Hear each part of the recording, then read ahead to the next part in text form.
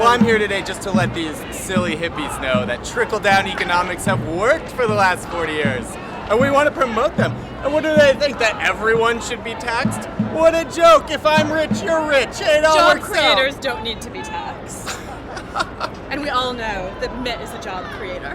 Number one, 1%. That's why we're here. We are here today to protest Mr. 1% Romney is having a fundraiser at the Waldorf Astoria today. We're here to organize around Mr. 1%, and we're giving Mr. 1% the title to Mitt Romney, who believes that corporations are people too. Getting corporate influence out of our politics, out of our elections, is a core central issue to Occupy.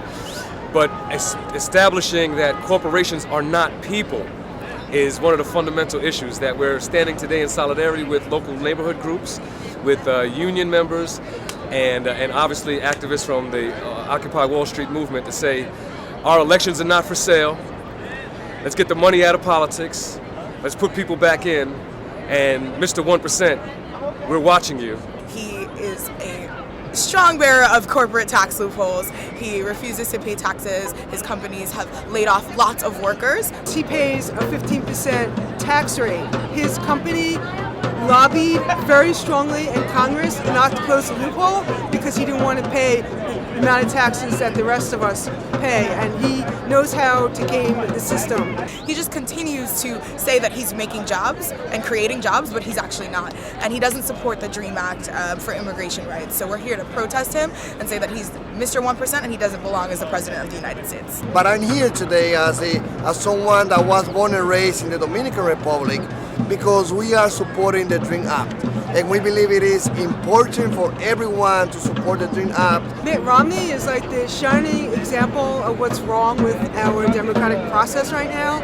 All of his donations are like basically very rich people, and he's just living off of the super PACs, and it's diluting the voice of the people. The movement is coming back, especially now that we're getting good weather, and we will be back at Zuccotti Park, and we'll be back on May 1st, because the movement is the voice of the working class and the middle class that stand for affordable housing, for quality education, demanding creating jobs for everyone in the city of New York and in the United States of America. We're taking back our democracy, block by block, city by city, action by action. We are 99%!